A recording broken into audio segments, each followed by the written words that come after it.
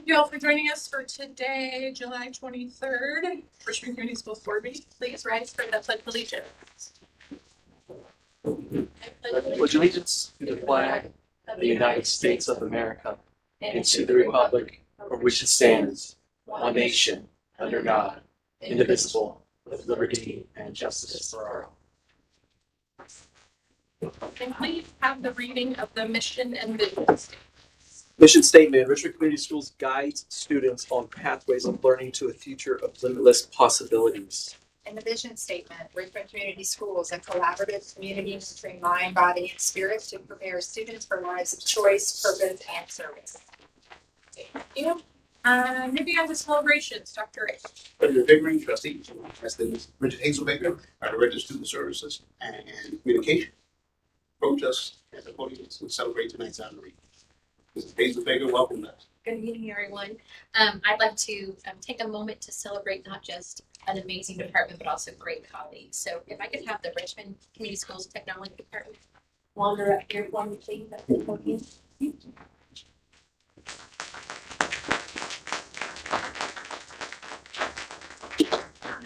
Dr. Wright, Board of Trustees, it is with great pleasure to present this amazing team to you of uniquely talented individuals.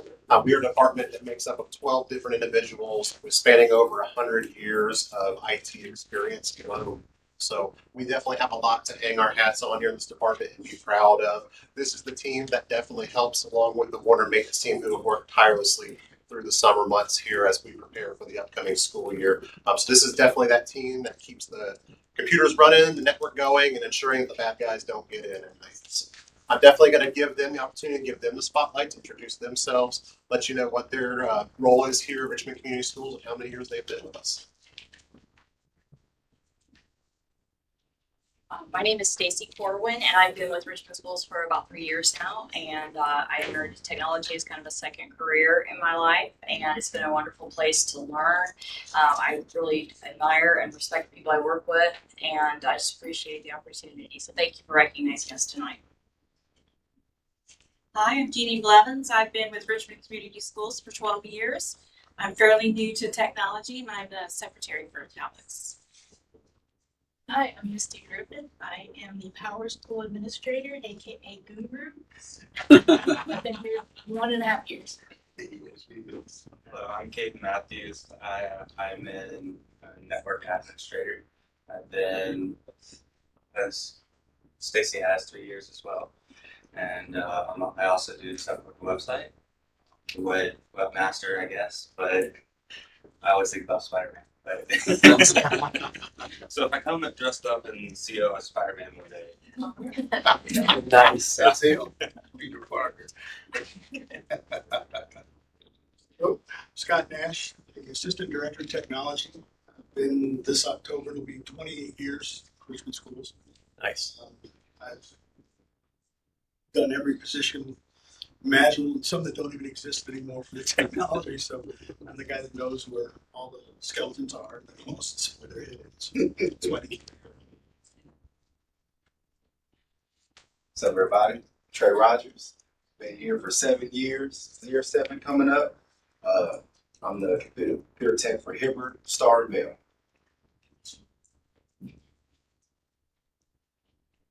Greg Rexford. I'm a technician for Dennis, Westview, and Crestdale School. Been here about 7 years. As you can see, just don't take our shyness too lightly. This team will definitely talk your ear off if they get the opportunity to. So those of us that weren't with us this evening, Gabriel Howe, he is our RHS computer specialist there at the building. Then we have Mr. Kevin Ross, who is our technical specialist for Test Intermediate, Charles, and Fairview. Steve Hazelbaker, who is of relation. So he is our telecom Apple guru. And then we have Miss Debbie Hampton, who is our student information specialist. So at this juncture, and as Mrs. Hazelbaker has carried out in the past, board questions, comments, statements. I would like to say we appreciate your guys' service, especially 28 years. I would want to know really kind of the computer sequence that you've seen in the last 28 years. And now coming up with AI. But I mean, I think just tells the testament, 28 years of service. Thank you. And congrats on that. I know I personally appreciate any time I can't log in or have any issues. I'm running back before a board meeting saying help, you know.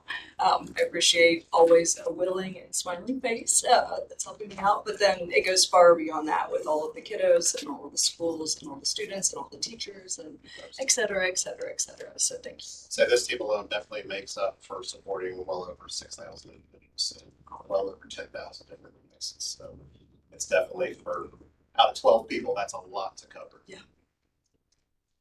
No, we definitely appreciate you because you're always responsive.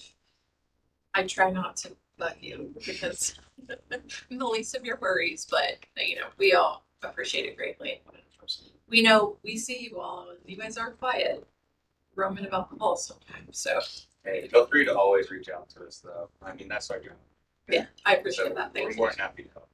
Thanks. And I would just add that what Mr. Matthews just alluded to. I know I've shared with several of you all time and again that some of you missed your calling as an educator and as a classroom teacher because the patience that you exhibit, the selfless, humble service that you all put in motion with a smile is truly appreciated because in other stops that I've had, technology sometimes you never know what you're going to get. And at times you then try to press buttons and you mess everything up. And so you all always do things to superior satisfaction and the quality of service that you all continue to exhibit is just it's unmatched. So we thank you. Yes. Thank you. Thank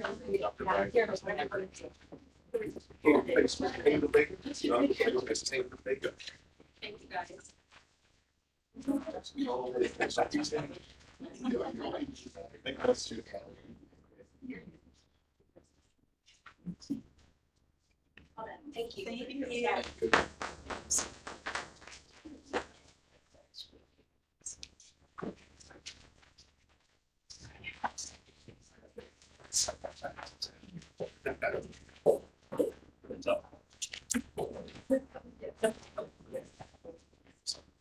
So moving on to consent items.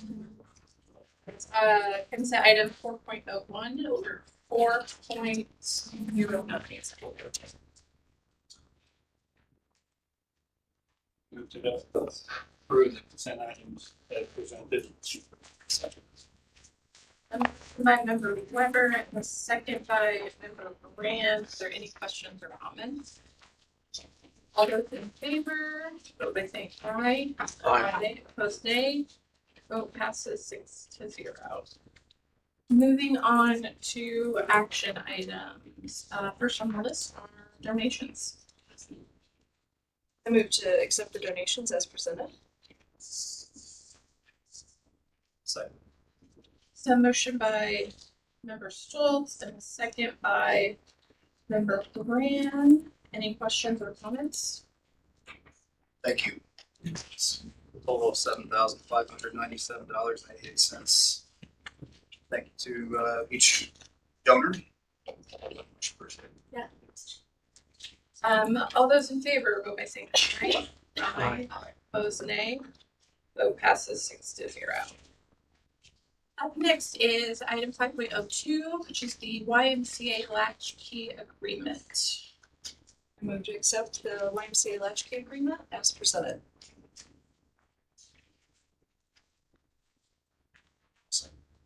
That was a motion by member Stoltz and a second by member Brandt. Are there any questions or comments? Yes, I have one question. In our superintendent update, it said that RCS provides space and snacks. So I guess I was wondering where the latchkey program is located. I thought it was at the YMCA, but it is, right? I actually am going to ask that Okay. Mrs. Karen Scott, our assistant superintendent, Business and Finance, share the response. Yeah, so the after-school program is at Charles. It's at Charles, okay. Yes, and they work through our food service snack program. Okay, so the YMCA comes to Charles then? The staff And- comes to Charles after school, and they're there before any dismissal happens. And then as the buses arrive from other schools, then they get the students off the buses and then to the white care area which is typically around the, Mr. Jones can speak to this even more, but typically the gym and cafeteria areas. Okay, I've been doing this for 6 years and always thought that our kids was the why. Okay. I was like, we're providing space and snacks. What are you talking about? Okay, thank you so much. All those in favor, vote by saying aye. Aye. Opposed, nay. Vote passes 6-0. Up next, appointments. Item 5.03.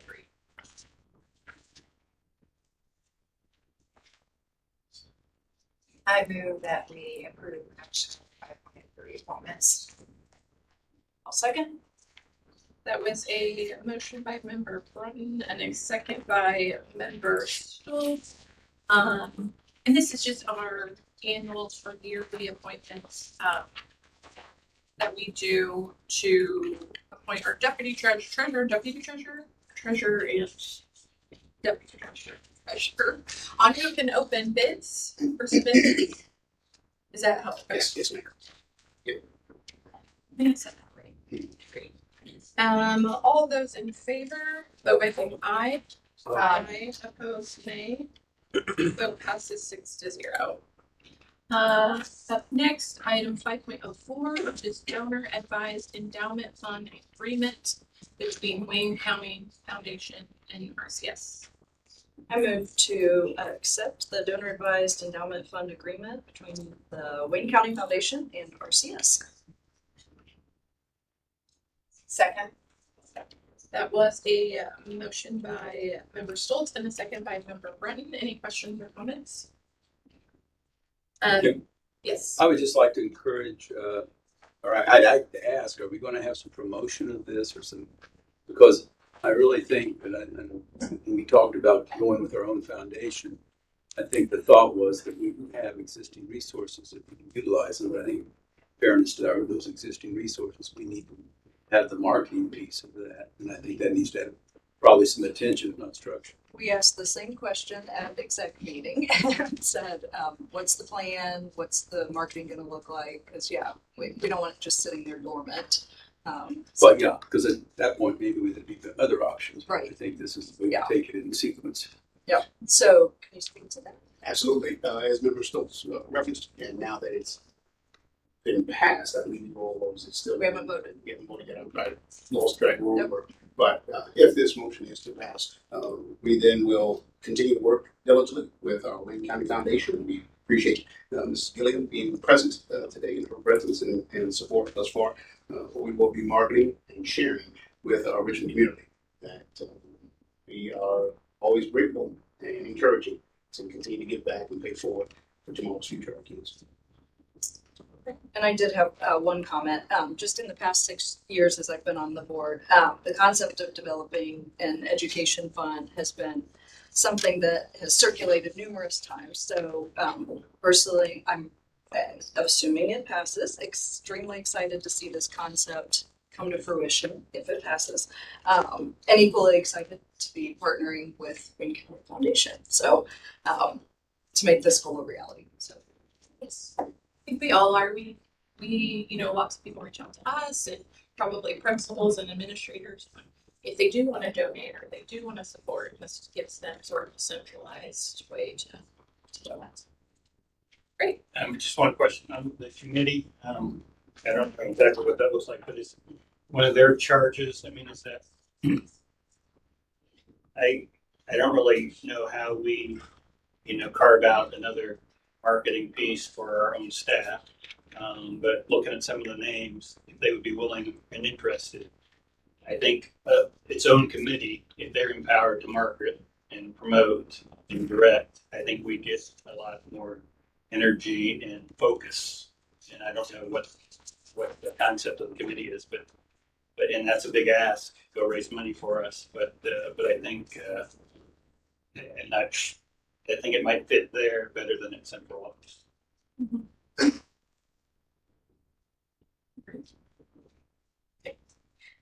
All those in favor, vote by saying aye. Aye. Opposed, nay. Vote passes 6-0. Item 5.05, which is Form 9, biannual financial report.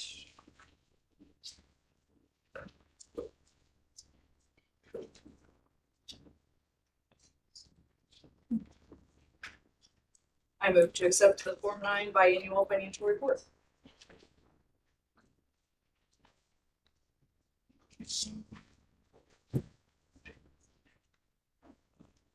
I'll second.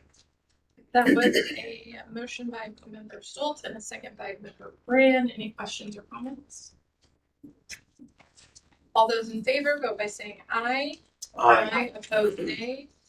Vote passes 6-0. Item 5.06, which is the MOU between RCS and Girls Inc.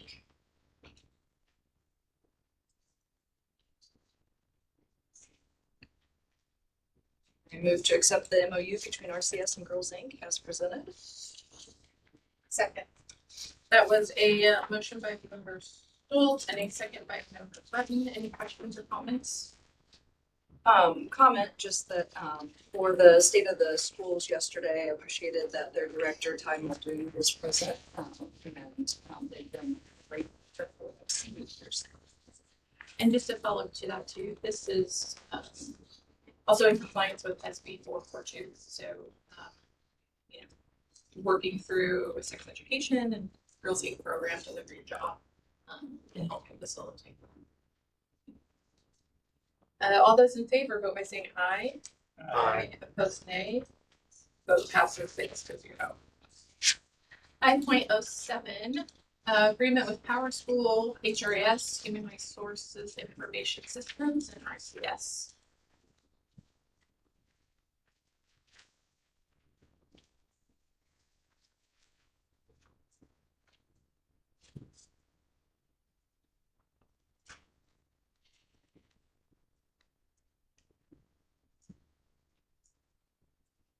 Move to approve the agreement with Power School, Human Resources Information Systems, RCS. Second. That was a motion by member Weber and a second by member Oriaga. Any questions or comments? I think I noticed on the link, it shows the quote for Richmond County School District. If that makes any difference at all. I didn't see it anywhere else. 32-page document. I didn't see any. Didn't catch it anywhere else in there, but I didn't know if that made any difference. I think it should be an oversight, careful oversight for the next meeting. That's what I figured, but I just didn't call out just in case. I just wanted to say, I'm so excited.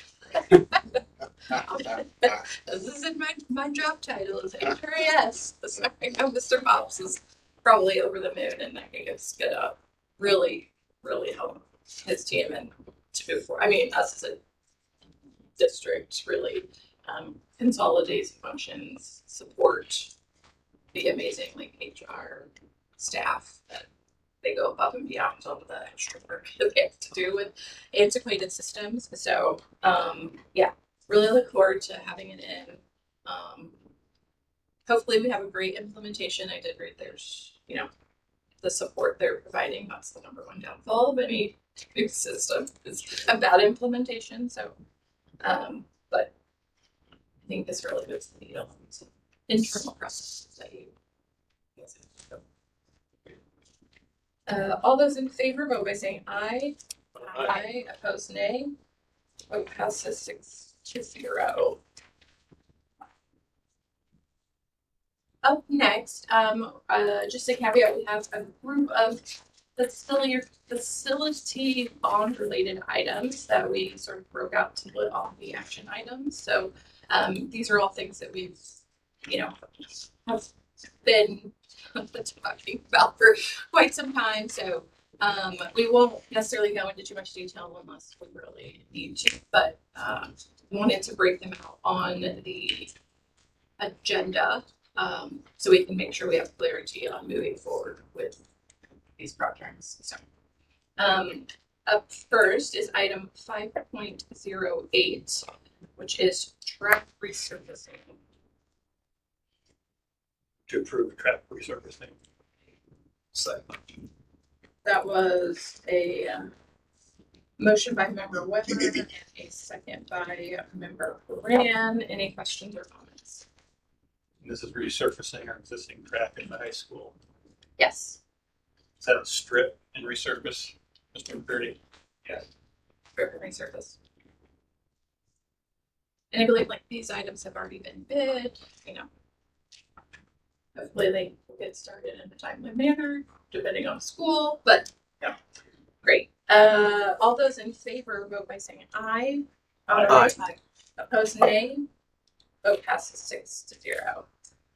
Up next is 5.09, which is the RHS tennis court rebuild. I'll move to approve 5.09. Second. That was a motion by member Brand and a second by member Loriaga.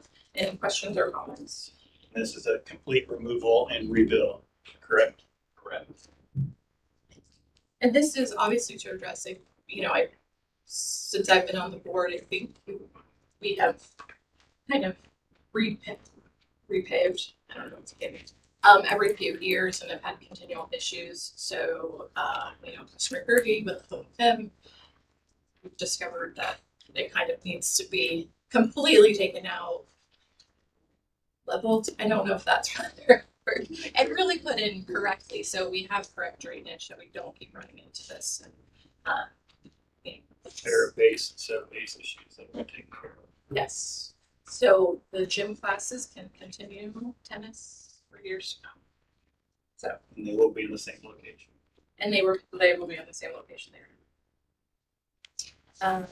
All those in favor vote by saying aye. Aye. Opposed, nay. Vote passes 6-0. Up next is the RHS track field update. Field events updates. I'll move to approve item 5.10, track field events. Second. That is a motion by member Brand and a second by member Loriaga. Any questions or comments? These are the pits and the throwing areas. All those in favor, vote by saying aye. Aye. Opposed, nay. Vote passes 6-0. Item 5.11, which is a practice turf field at RHS.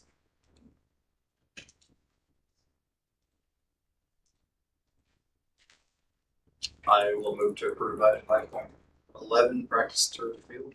Second.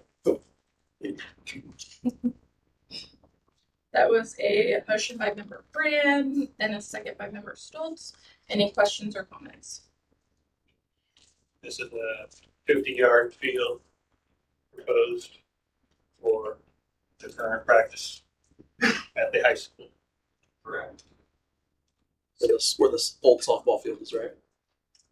Where the current practice field is adjacent to the existing softball field there, yes. Is this in lieu of asphalt or getting confused? No, this is different, this is a field that's. This is that original The original field. turf. Yeah, it's lifted on here after our strategic planning meeting, just to leave it off. Got it. Yes. All those in favor, vote by saying aye. Aye. Opposed, nay. Vote passes 6-0. Item 5.12, which is the applied skills updates at RHS. Move to accept the applied skills updates at RHS. Second. There's a motion by member Stoltz and a second by member Brunton. Any questions or comments? There are 4 classrooms, correct? 5 total. 5.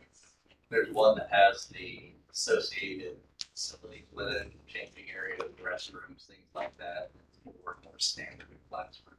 And this is for our growing applied skills programs that are obviously going from elementary, middle school to school. This will definitely benefit them. Is that correct? Right. And to get better access through the side of the building. You know, that Because they're moving back to those doors, like over on this side, right? So the buses come through. Correct. And then I did have a question since we hadn't fully talked about this much since the RHS realignment. And I know the estimated was like 675, and that was that our estimate, or is that something that we had bid, or that's just the estimate? We have not bid that project. Okay. Okay. So that was our internal estimate. Okay. And I guess my other question, just to clarify, is that in theory would be summer 26, or is that something that can be worked on? We think it can be. So Okay. we worked through some phasing to effectively push all of this work next year. I mean, obviously, we'll have to work with the school for the exact timing. So if there's a sequencing that has to happen, but we believe it can be done. Okay. Any other questions or comments? Okay. All those in favor, vote by saying aye. Aye. All opposed, nay. Vote passes 6-0.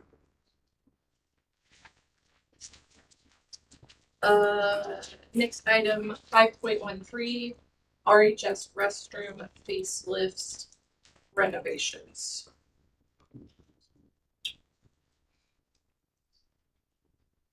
We approved the RHS restroom facelifts and renovations. Second. How many go second? It's a motion by member Weber and a second by member Stoltz. Any questions or comments? This is Richmond High School, all bathrooms, or is it strictly Tierney Center, or is this just Richmond High School? These are the restrooms down by the cafeteria that have a red tile on the front.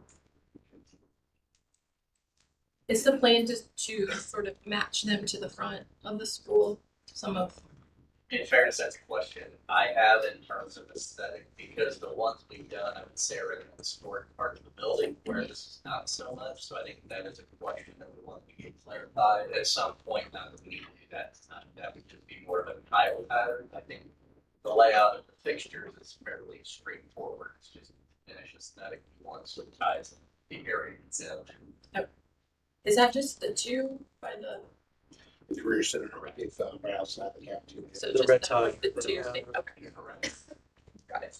Like the red tiles, but We could just do. I'm sure there will be spirited discussion. yes. It is our color. I don't care about title. I care about title. We just want the bathrooms. Don't ask me. Brandon. Okay, all those in favor, vote by saying aye. Aye. Opposed, nay. Vote passes 6-0. Item 5.14, which is PA intercom district-wide. To approve PA intercom district-wide.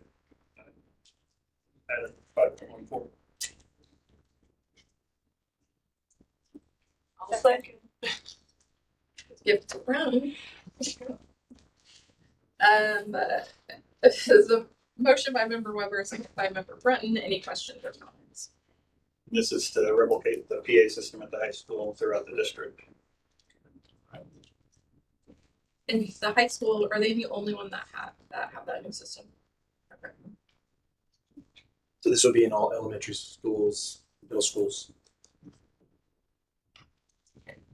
How long would the job take? Do we know that? Or the scope next year? Okay, so basically, they can do a middle school in a few weeks, and then you have to do testing, and they'll come back in a week. But over a break, you could do a fairly routine elementary school and get it going, as long as all of the wiring is there. So planning is everything, but yes, it could be in place by next year. That's not a problem. Is this something where, because we know technology is like ever changing, that, you know, we know what is at the high school is working great. We have full confidence that we wouldn't have to change it. We got it all implemented. Are there other items to look at, or this is just pretty straightforward? I don't quite understand the question, but the way that the system works is you have to have cabling to all of the rooms.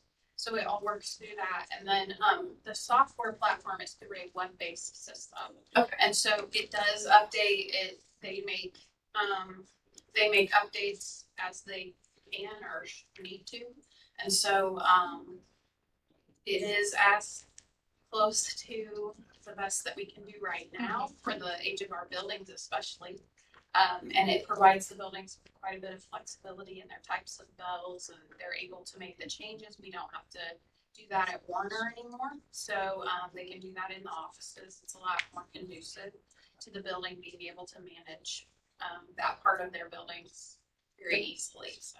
And then to the question that I believe Mr. Scalf, as you alluded to, was that elasticity, so that as time goes on, that was the gist of the question. Yeah, hearing the web-based Yeah. capability. So does it work without power or internet access?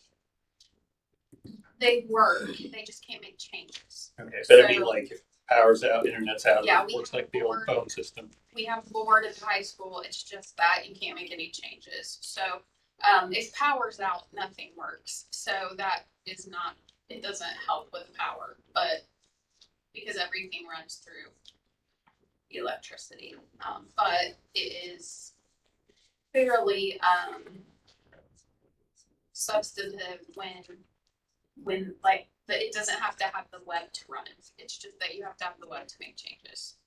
However, to Mr. Weber's question, I'm curious to know if such technology exists that would allow. So that's something I think we can maybe. I mean, that's phones used to work without. Oh, the old school, yeah. I mean, they were powered by a phone company, but I didn't know if it had but it's fine. Now, those who have come to know me know that I am in full favor of returning to analog, pre-internet, rotary phones. I'm sorry. Yes, I love the idea. Would this be? I guess my question to the technology department would be: would this be beneficial for everything, Alex? I mean, from your perspective. System that would be going into place for all your locations. It's called a CareLock system. It boasts a lot of unique features, not only for paging and for bell system, but there's a lot of security-based safety features that are built into it as well. It's all module-based, so you're paying per system that you're purchasing for the CareLock.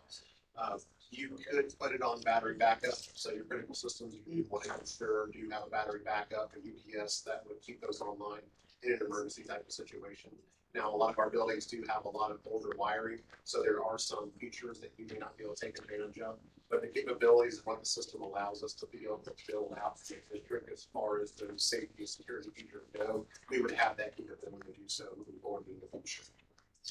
So we just have to recognize which buildings maybe need an update, I guess, in wiring. So this is part of it. They actually have, as they go through, they identify what needs that done because some of the speaker systems, when they replace them, won't work adequately with the system. So they, at the high school, they went through and did rerun where they needed to make that work. So I think that as a part of that, it's a natural piece of it. I don't know if we find that doesn't happen anywhere right now. I would say definitely it's a natural part of the exploratory process when the project goes live.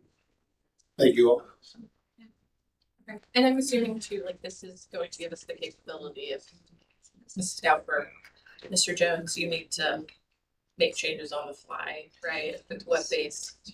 Oh yeah. We've got the capability. Yeah. So like example, 2 hours later, they can do it that day, that morning. They can do it the night before if they know everything can be done very simply from their laptops or from their desktops. So, does this total random? I'm sure it doesn't, but just made me think. Does this system interface with any other systems potentially? So Mr. Haywaker and I have been investigating that because it may have some ability to do so, especially with the ever-changing AI capabilities and just the things that we can do. So we are looking at how that can integrate as we look ahead at new systems and features. But at this time, I don't know if it integrates with things we have currently, Not but that we have currently, but have option that we are told that Right. it is an API based, is the acronym for it. It's not much you can call over systems into that your all system integrated. Yeah, just So whether it's making it voice easier. amplification or if it's an emergency contact system. And as we move down the road, as we know with, with Mr. Jones in the role as operations, I know that there will be many discoveries. These are things that to keep in mind, you consider. So we'll be coming back with answers. Yeah, gives you guys the push one button. Parent Square, our school, PA systems, yeah. Okay, any other questions or comments? Okay, all those in favor vote by saying aye. Aye. Opposed, nay. Vote passes 6-0. Oh. Yes. Oh, My sitting mind, in it this came chair, out. I do it all the time. Shit. Okay, item 5.15, secure entrance at RHS. I move to approve the best, or approve. 5.1 months. I second you. 5.15 secure interest in RHS. Second. That was a motion by member Brand and a second by member Loriaga. Any comments or questions? And this is the secure entrance next to the art, correct? And this would protect our kids in the sense of. Looks ADA compliant, and then it also includes what, were there 4 offices, meeting rooms? Is that part of this? There's really 2 offices and a meeting room associated with that. Okay. It's effectively space to support those offices and any parents who interaction need to have the parent prior to entering the rest of the school. There's a restroom in there and everything, right? To keep all that consolidated. I'm sorry to say, yeah.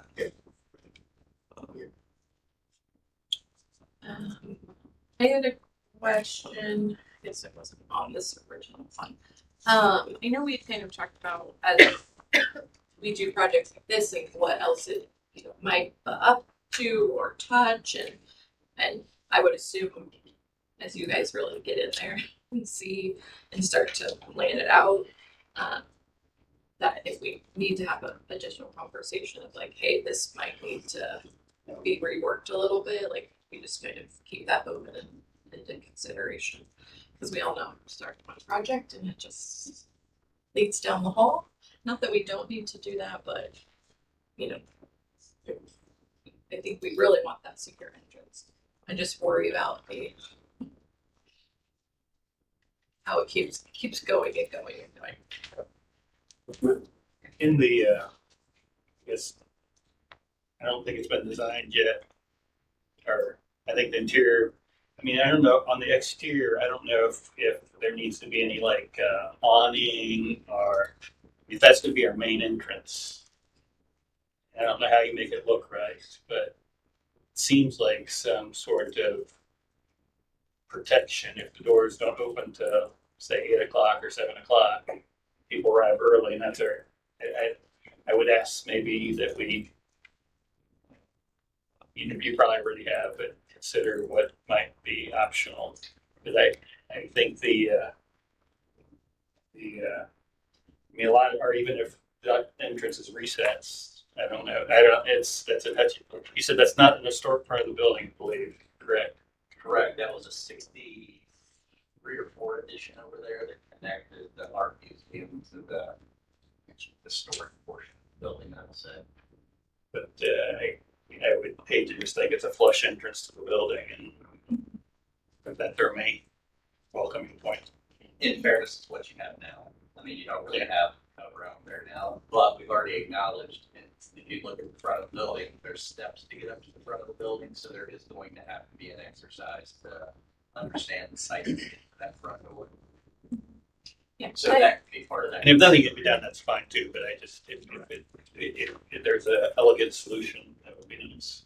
Then I would just say everything we have is conceptual at that point of that we paused prior to this, so I think there's gonna have to be some additional follow-up if flesh all that out, get the details developed.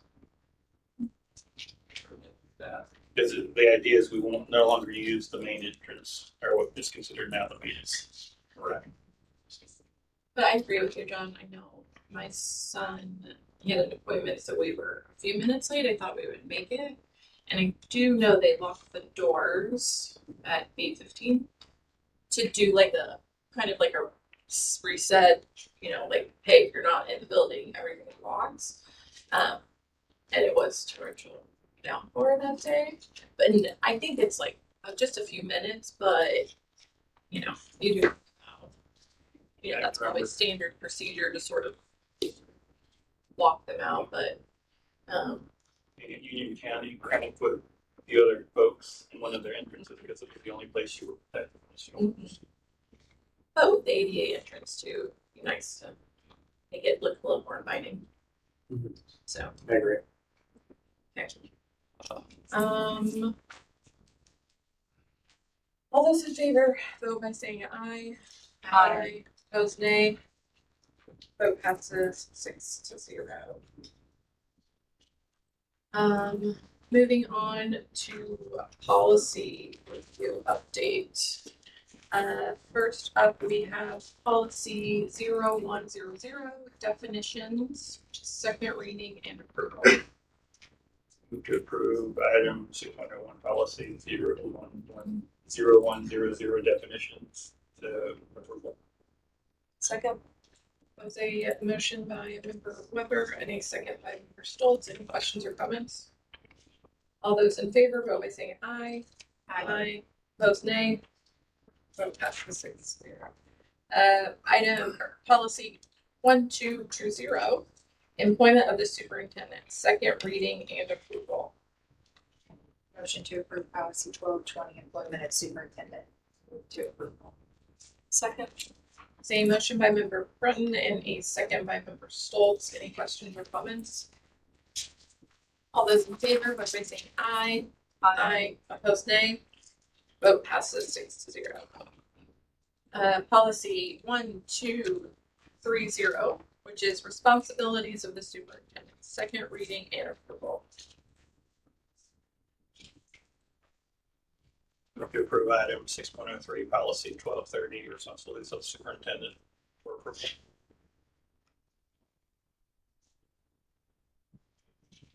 Second. A motion by member Weber and a second by member Stoltz. Any questions or comments? All those in favor, vote by saying aye. Aye. Opposed, nay. Vote passes 6-0. Item 6.04. Which is policy 1617, weapons.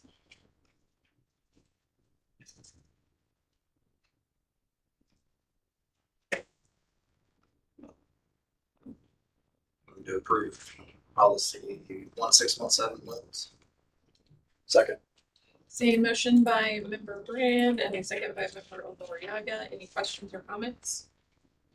All those in favor, vote by saying aye. Aye. Opposed, nay. Vote passes 6-0. Item 6.05, which is policy 2600, school accountability.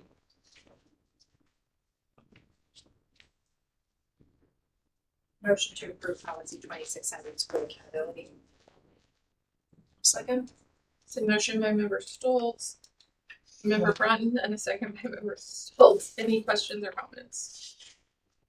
All those in favor, vote by saying aye. Aye. Opposed, nay.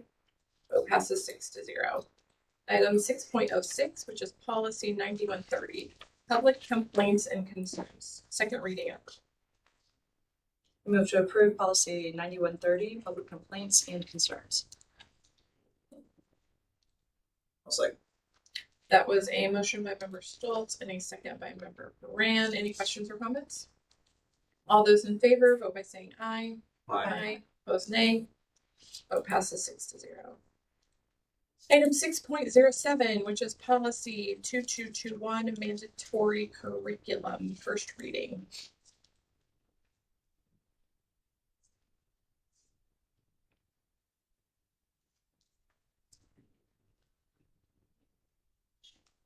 I make the motion to move policy 2221 mandatory curriculum to second reading. Second.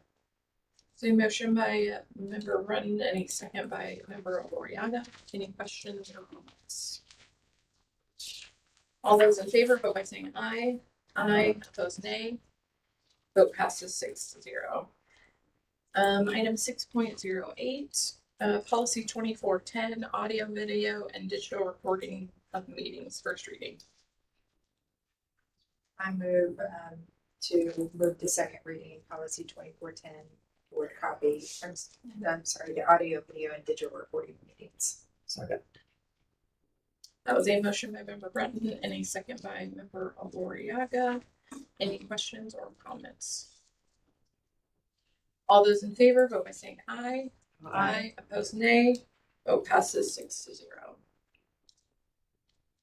Next is item 6.09, which is policy 2414, reproductive health and family planning and human sexuality instruction, first reading. Make the motion to move policy 2414 reproductive health and family planning to second reading. I'll second. That was a motion by member Breton and a second by member Schultz. Any questions or comments? I actually had a comment.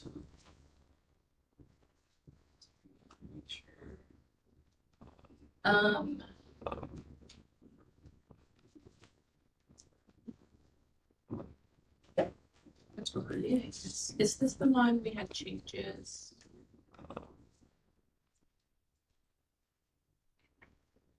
Okay. Sorry. This is the one I would say has the political statement. Yeah, I was looking. I pulled up the wrong copy of it to make sure. I know you guys went through this, and we made some updates on some of the wording, but I didn't know if this was a policy where the majority of this wording needed to stay because it gives some. I don't know.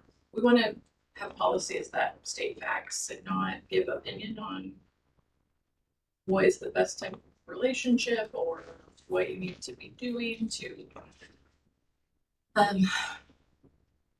practice safe sex, which people want. So we didn't know if this is required language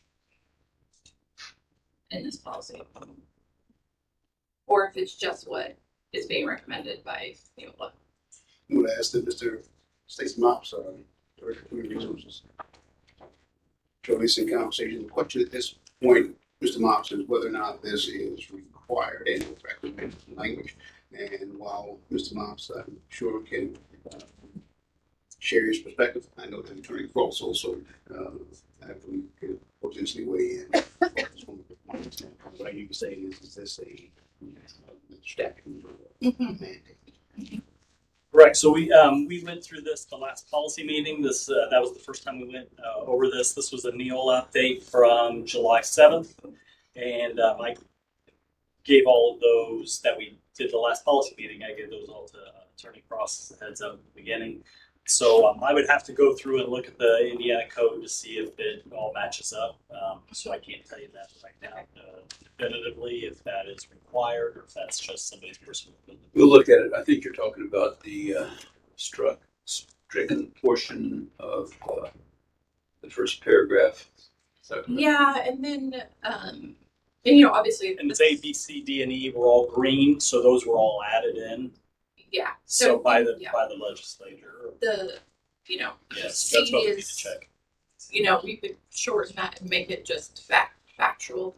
And obviously this is a super sensitive discussion, but This is all on Basin 442, so I think I can. is it? I just didn't know if it was still a little interpretation. Like I feel super uncomfortable when it's, preaching a mutually faithful monogamous relationship. Like that's, to me, it's all about like we're teaching abstinence and safe sex, and those are, fact based and putting a religious spin or imposing what someone else thinks is a beneficial relationship. It's a little. So this is first reading, and so Mr. Frost can take a look at that. Okay. Take a look at it. This may be one that we don't necessarily assume we're going to take the second reading next meeting. I think there may be some legitimate areas of discussion. Right. Okay. And we can bring it back to the next. I mean, I don't understand the difference between, it was intended at least, between use of the term disease versus infection, but that's what the statute says. Right. Thank you, Mr. Thompson. Any other questions or comments? All those in favor of doing a second reading, vote by saying aye. Aye. Opposed, nay. Okay. Vote passes 5-1. Item 6.10, which is policy 2416, student privacy and parental access to information, first reading. I move that we move policy 2416, student privacy and parental access to information, to second reading.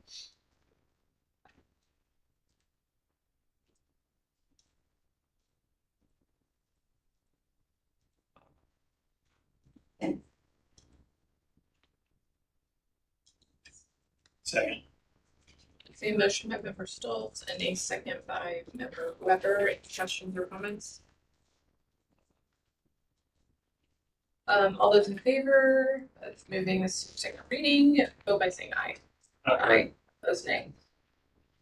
Vote passes 6-0. Item 6.11, which is policy 2461, recording of IET meeting / PACE conferences, first reading. Motion to move policy 2461, the reporting of IEP meetings, to second reading. Second. Loriaga wants to so motion by member Brunton and a second by member Loriaga. Questions or comments? All those in favor, vote by saying aye. Aye. Opposed, nay. Vote passes 6-0. Item 6.12, which is policy 2623, student assessment, first reading. Move that we move policy 2623, student assessment, to second reading. Second. That was a motion by member Stoltz and a second by member Brennan. Any questions or comments? All those in favor, vote by saying aye. Aye. Opposed, nay. Vote passes 6-0. Item 6.13, which is policy 3220.02, supplemental payments for teachers, first reading. Motion to move policy 3220.02, supplemental payments for teachers, to second reading. Second. A motion by member Brunton and a second by member Loriaga. Any questions or comments? All those in favor, vote by saying aye. Aye. Opposed, nay. Vote passes 6-0. Policy 6.14, or item 6.14, which is policy 7540.09, artificial intelligence, first reading. Motion to move policy 7540.09, AI, to second reading. I'll second. So motion by member Brennan and a second by member Stoltz. Any questions or comments? This would be a new policy. I believe the board is recommending. I don't believe it's required by law, and it really doesn't say anything that I can tell. So I'm not in support of it, but it's fine if we go ahead. And during our discussion in the policy meeting, my thoughts were that it does state, it says the school board recognizes the positive impact that artificial intelligence technology may have on the school corporation's educational program and operations. Kind of just saying that we are going to be using AI. So I felt like there was value in that, as that is kind of something that is in debate right now. So personally, I did see value in it. So that was my perspective. Yeah, we talked about this for just a little bit about, it doesn't really say much, but I do like the part where it says that we have to be in accordance with state and federal. And we do know that some AI policies or laws are coming down the pipeline. So this kind of, to me, prepares us for that, acknowledges that we have AI and it's coming, and then we will probably make changes as things come out. If this is a new policy, is this something that you would have or create an administrator guideline? Because it references, discipline for violations of students and there's all cross references. Yeah. So that would kind of slow down to, basically all levels of school, even elementary. Okay. Okay, all those in favor, vote by saying aye. Aye. Opposed, nay. Next. Vote passes 5-1. Just in time, we have to be here for all the policies. Up next is presentation, RHS athletics budget. Well, Dr. Wright. President, trustees, I'm going to ask that Mr. Robert Lee, our Richmond High School athletic director, join us in conversation as he will present the RHS athletics budget. And I know that in full support, our members are also support with questions and interjection. Lee, the floor is yours, sir. Welcome. Thank you. Thank you. Good evening, guys. This is going to be pretty fast.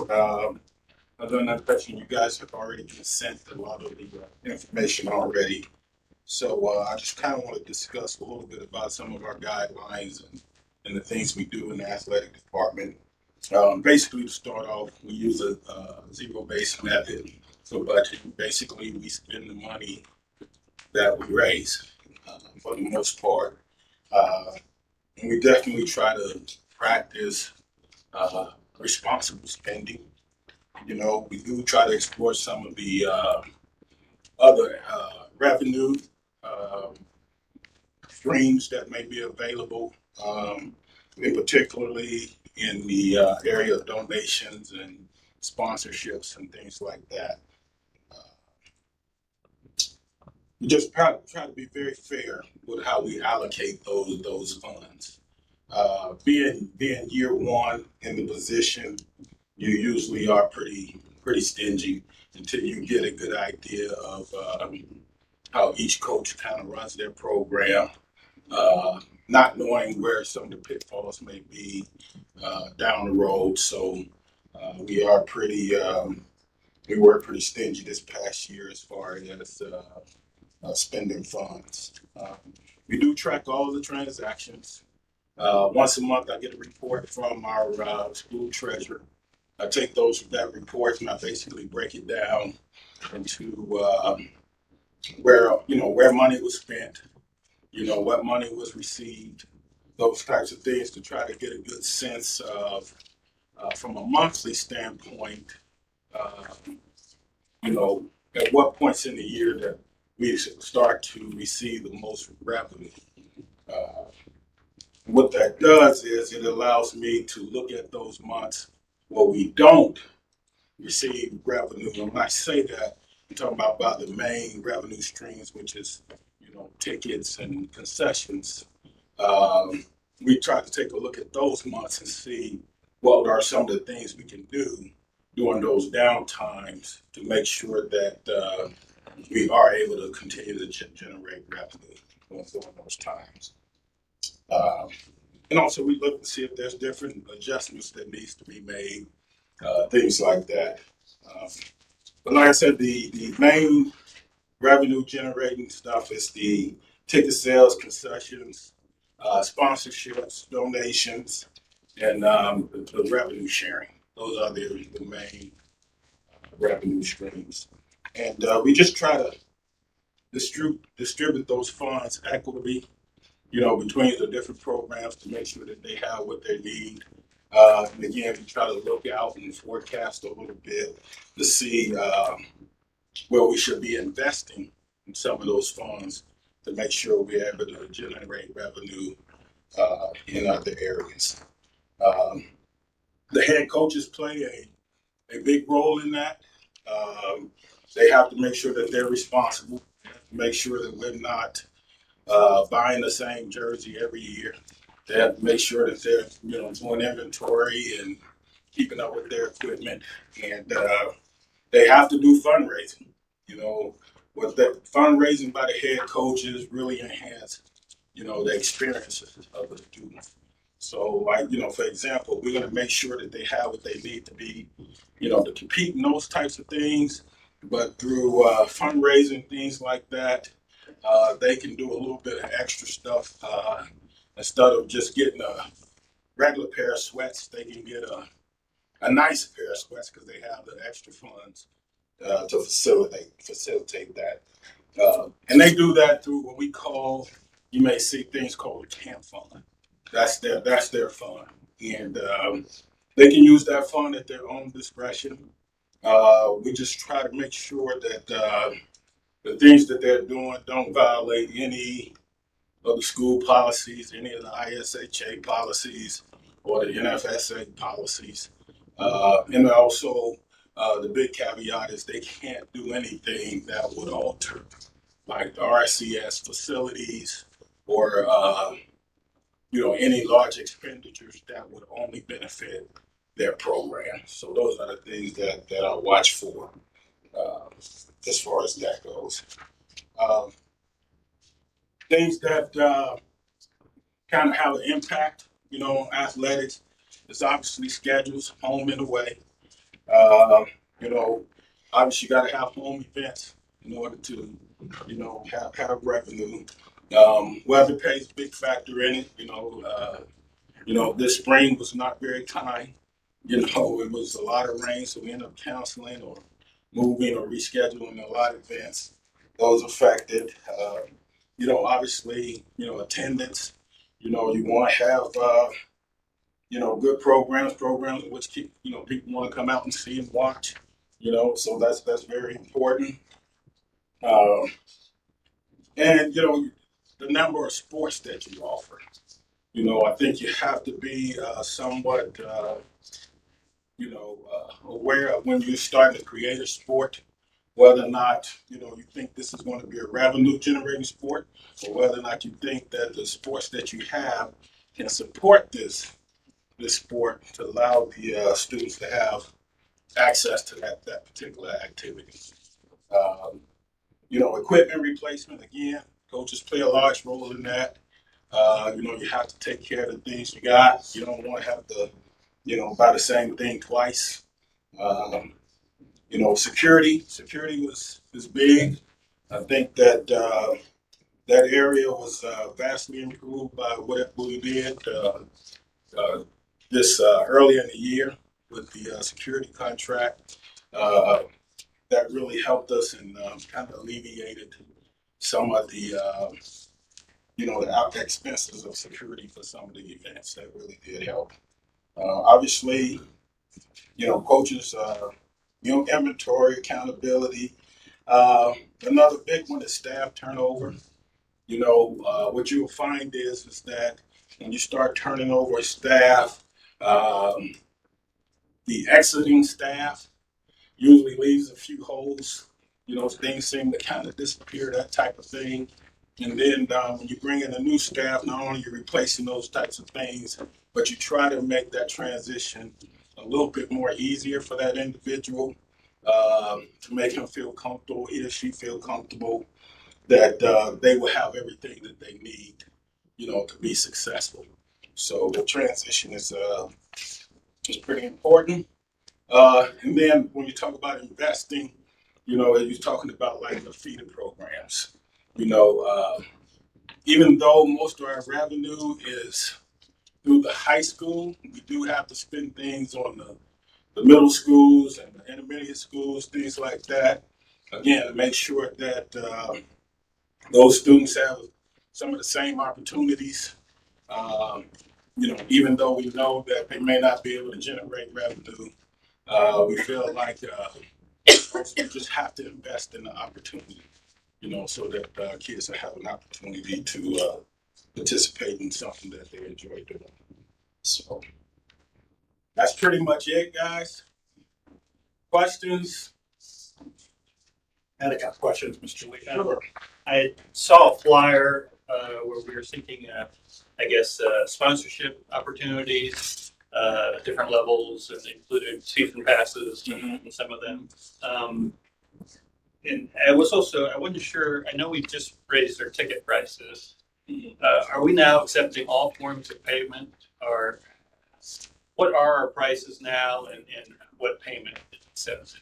We do accept all forms of payment. Okay. So like if you're referring to payments at the gate, you can buy tickets online, but you also can pay cash, at the gate. Basically what was affected the most is just the cash at the gate. That price went to $7 for a varsity event. Okay. Everything else stayed at $5. So if it was a middle school game, it stayed at $5. If you would come to, a freshman basketball game, it was $5. They stayed at $5, whereas in the past everything was just $5 across the board. And then the faculty and staff and students, all sports pass went from 10 to 15. Those are pretty much the. Is there a service charge for the credit card? 85 cents. Okay. And that's just through the event link. Either, the school either has to absorb it or The cash is available. Cash is at all events, all the time. Yes. Okay. Yes. And then I did note your sponsorship levels, and it got me thinking. And I think maybe this is a board level. Well, two opportunities maybe. I wouldn't think the athletic department would go sell rights to naming a field on its own. But is there any opportunity of that for this corporation? Like if we would have Leibold, the Tiernan Center floor be sponsored, or Leibold field be. I don't know if you've have any experience where Reed Health has come in and put their name on the field and contributed a significant amount of money. Yeah. I haven't personally had any experience that something that large, largest amount. Okay. But I would think that is something that would be at the board level, because that means that it will probably be around long past the time of many people in administration. You want to make sure that it's something that is negotiated that will put you 20, 30 years out, and having someone that has a very good historical perspective of the school district to make sure that the people you're naming it after, that you feel good about that for a long time. I think to speak on that, John Weber, I think alluding and knowing that I've got friends in the state of Indiana, one instance that bears in mind is in Penn High School. Culver's, the owners of Culver's over there had redid their whole football weight room and facilities. You should see this thing. This thing is phenomenal. So that sponsorship is available. I'm assuming we can go ahead and do that if Penn High School can do it. I'm pretty sure Richmond High School can do that. Is that correct? Yes, you can do it. You just have to find that company or organization that's willing to do it, and again, come up with a contract that is feasible for them. Because even you guys know, whatever we do today, 20 years from now, you want to make sure that you have the ability to restructure it and redo it. If you have the that the company that you're using understands that at some point you have the ability to move forward. Mm-hmm. The other caveat is too, I've seen where that happens, and then all of a sudden that company moves out of the area, goes out of business, that type of thing, and you want to make sure you have things in that contract that allow you to rename if you need to, and make changes and stuff. Yes. And that was going to be my follow-up question to Mr. Weber, just as a point of clarification, I believe. For example, at one point we knew it as Conseco for us. We now understand and know it's Cambridge, Chicago Stadium, Washington, United Center, and these pools were still in mind. But nevertheless, I think that's what Mr. Weber is alluding to, is the fact that as we move toward near the future, that we would have that elasticity again. They're excellent legal representation, I'm sure. It's a slippery slope. I mean, you know it is, and that Greg Lee is quite on point. We had a local donor give $1 million to the county, basically, that allows naming rights for various facilities in the fairgrounds, and that's worked out well. But that was, it sounds like it'd be a no-brainer. Well, it wasn't a no-brainer. Yeah, I think it's very common over the metro area school. The first one I remember is Ray Skillman sponsoring Center Grove's football stadium. It was during the 2008 economic downturn when school started introducing pay to play, if I recall, Georgia student athletes. So I think they stepped in. Franklin Central. I mean, my nephews go there, and that stadium is definitely built. Yeah, so I think like everything else, you need a plan, and it has to make sense. And it's not just that we'll put your logo on for whatever. And lastly, I know you have, or I believe I've been told you have some expertise in scoreboard renovation. And if you can do anything to eliminate that eyesore at Langwood Field, I would be the first to vote and approve whatever you do. That's pretty good. Well, we actually are in the process of getting quotes for the baseball and softball fields. That football field though needs to be done, bro. Yeah. I mean, just the dimension. I mean, Mr. Curdy could chime in on the golden rule. I mean, the dimensions of the sign aren't even correct. It just looks horrible. And I think the fading, the sponsors that are out of business, it just West Bank is no longer West Bank. It just looks we just look old on it. And I believe I think the quote was Mr. Lee got a video board paid for. That was going to be my question. Is I feel like, and correct me if I'm wrong, but you've had success in that realm in your previous endeavor, right? And so just I'd be curious to hear how that worked. Obviously, I think in an economically disadvantaged area that you were able to have some success in that sphere. So I'd be curious to see how we feel about doing that here. Unleash the ideas. I mean, I'm just speaking in broad, but I mean, we've got so many people that want to invest in Richmond community schools. I mean, I'm pretty sure we can figure out how to get a new scoreboard for that football stadium. I mean, Lee's Chicken. I mean, I know personally. I mean, not that I would name it Lee's Chicken football field, but I mean, we could put a Lee's Chicken on the scoreboard there. I mean, I'm just saying, there's ideas out there, and obviously, I'm pretty sure the whole board would approve getting a new football scoreboard. Sure, I know I would be a vote. We'd love to see movement if your time would allow and you'd be so directed. But I'm not sure if I've ever heard John so excited. I mean, that's a straight line vote right there. Well, I've also heard we may have connections on a nice big flag.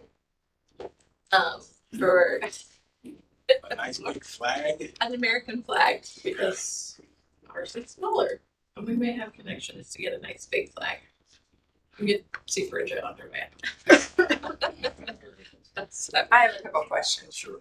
When I looked through the athletic budget, looked at revenue and expenses, I see some sports that bring in a lot of money and then maybe to spend a little bit, or I see some that make a lot and spend well more than enough, and some sports that don't bring in hardly any.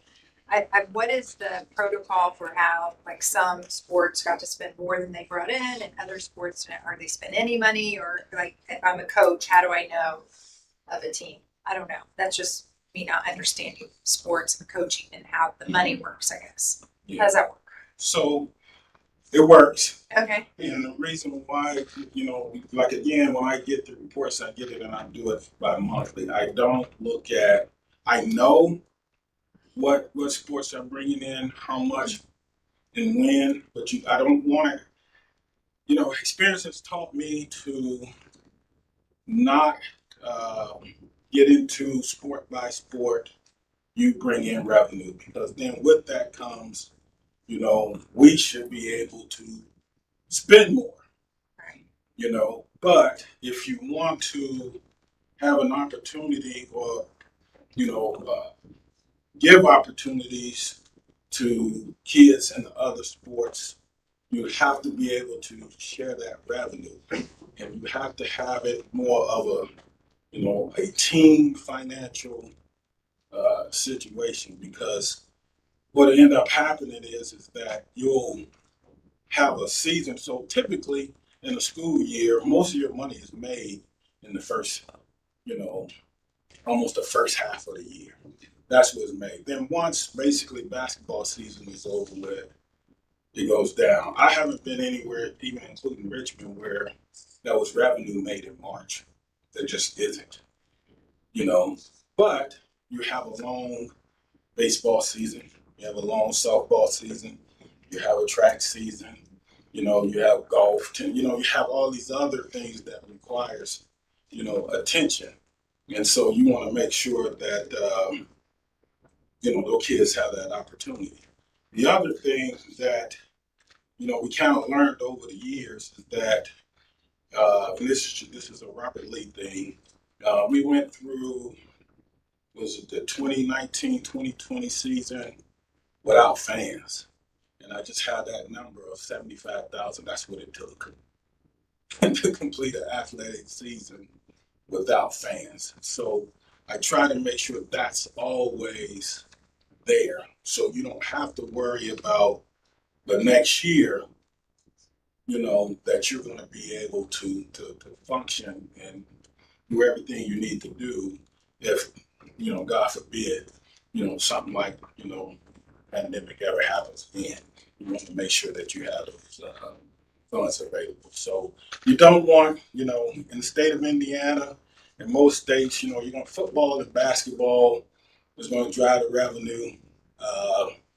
But you don't want those guys to think they're going to spend all the money. I think, to be fair, I mean, we're investing in tennis courts for our tenants, non-revenue generating sports. Yes. But then you look at our basketball teams and our volleyball teams.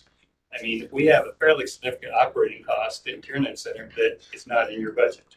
Correct. So we are supplementing a lot of these sports that may even be revenue generating. Yes. To a pretty significant degree. And so it's, I mean, your experience, and I mean, your goal is to be fair to all students, all athletes, student athletes, the best we can. And I think it's not quite as cut and dry as we wish it was. Give assurance to the people that donate, because we see in our donations that there may be earmarked donations for a particular program. Mm-hmm. That is respected, is it not? I mean, if we give to boys golf and girls golf, even though it may go into their base funding, but when those donations come in and are earmarked, that designation is respected by the department, isn't it? Absolutely. So one of the things that we did when we first got here was looked at all the sponsorship forms and the donation forms, and we added that to it. That it could either be going to the general athletic fund, or it can go to a particular sport. And so when they come in, our athletic secretary, she's the one that deposits them all and receives them all, and she makes sure that those funds go to where they need to go to.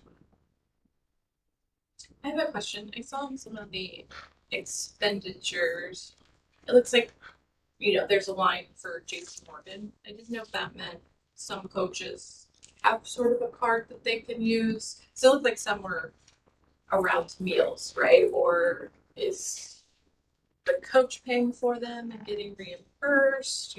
Is that, I mean, I know it's not standard because some parents provide meals or money, and I just wasn't sure what that.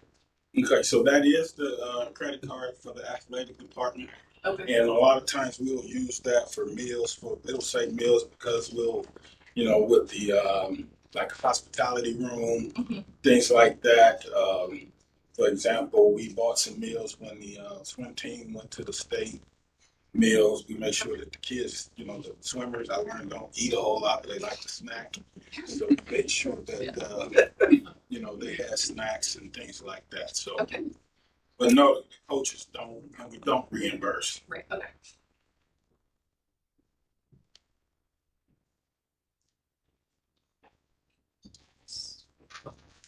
Do you have any other questions for Mr. Lee? I'm sorry. I was just gonna add, like, you know, going through this, I think historically the board had stated, you don't usually see the athletic budget. But to me, like, it's just a completely different world, and it's really helpful, especially as we're talking about projects and I like to know how things work. So it's helpful to kind of see the scope of coming from a big school and lots of moving parts and lots of sports and what that means. And I do want to give the cheerleaders a shout out. They've really worked hard. They do hard. And then that's one of those things where we chose to invest. We invested a lot in cheerleading because the plan was to, you know, Jessica does such a great job. I mean, so the plan was, since we don't generate revenue in March, like, what do we need to start having competitions? You know, and the thing I learned in my previous job, because they're not up under the ISHA window, they can do things at certain times that other sports can't do. And that frees up facilities and things like that. And, you know, we're going to have our first one in September. And, you know, it's really something to see. To see, you know, a lot of that is a growing, you know, sport. And I think coaches are really up to the challenge. And, you know, we had some conversations how we make this thing go. And I see lots of other sports and coaches going out into the community, and it obviously it teaches the kids a lot about you gotta earn your money, but providing services and car washes and always, I mean, I don't know if the kids always like it. I loved that when I was an athlete. Of we got to go do a car wash. It's the little things, and I think it really bolsters community spirit and pride, and Yeah, Coach Shaddy does a great job with that. Yes. But I know I referenced it yesterday during the State of Schools address, and our boards and communities heard me reference it time and again, but systemic alignment is major. It's one of those tenets within our visionary perspective that we continue to aspire to create and provide. And I know that as you have concluded your first year as our RHS athletic director, I know that systems and structures and such alignments are a major point of reference and one importance for you and with your department. So we definitely appreciate the gaps that have been closed and such systems and structures that continue to be in motion. And as we embark upon a new school season, we look forward to seeing year 2 is all possible. Thank you, Mr. Leah. Thank you.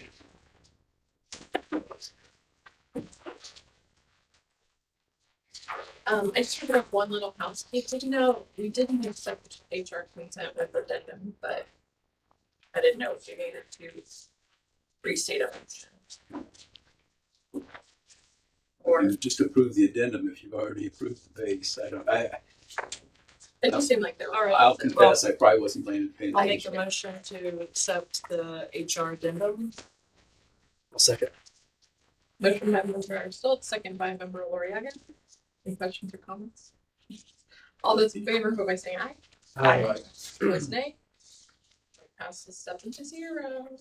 One point I think I raised in an email to the board, I don't know what the context was, but in the past, there have been, the board has passed a motion to allow HR to make firm hiring offers to make sure that we're fully staffed when school starts and then report back. And then the board, obviously, as the ultimate employer, ratifies those. And I didn't know if that had been done or if that was talked about, but I think this is probably right down to the wire.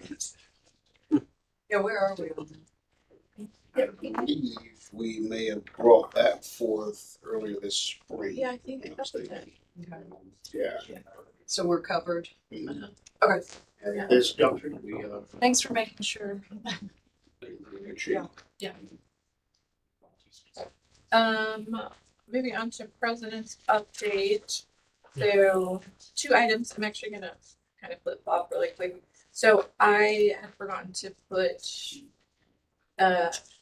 we had an asphalt project for strategic planning. I forgot to add it. My brain pointed out today, but it doesn't off the agenda. So I just wanted, we can just have a conversation and we can add it to next school board meeting. The next meeting if we really want to outwardly approve it. But that does kind of coincide with the remaining, I'll say the already does realignment bond funds that we still kind of have a pool of money.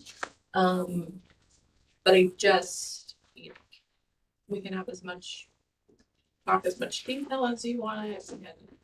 And continue with our strategic planning and trying to make decisions.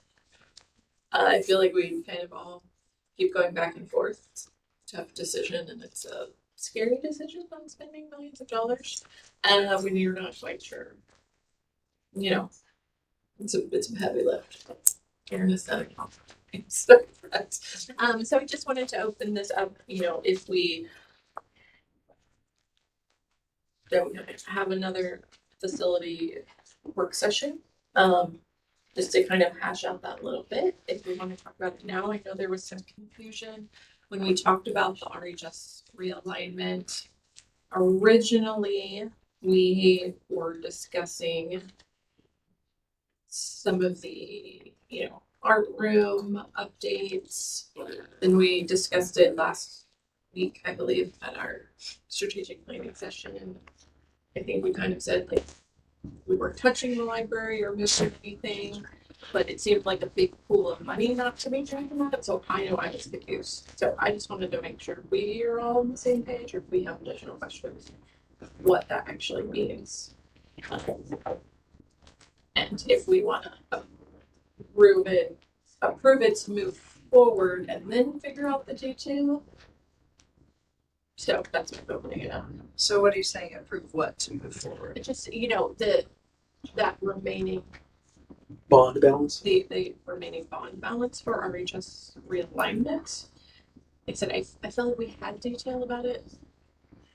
And then that sort of changed last week. So like I said, I'm kind of confused on what is included in that remaining balance, which was. So when we applied for the bond, and I know I just got into the school board in November. When we applied for the bond, and I'm probably confused because I was talking to Ron, but we applied for the bond. Was it we applied for the bond for specific items, or could we use that bond for whatever we choose to use it? No, okay. That's what I wanted to know. It's kind of a spin-off of the old adage that pigs get fat and hogs get slaughtered. Right. But, and if you want to, and Mr. Hazlett was very helpful to me today because he gave me a YouTube link to our March 13th meeting when that was the final preliminary determination hearing, and we talked about it. Ms. Balzer, who was with us at the time, and Ms. Scout made the presentation on the project discussions, and it was very clearly pointed out that there were four main areas.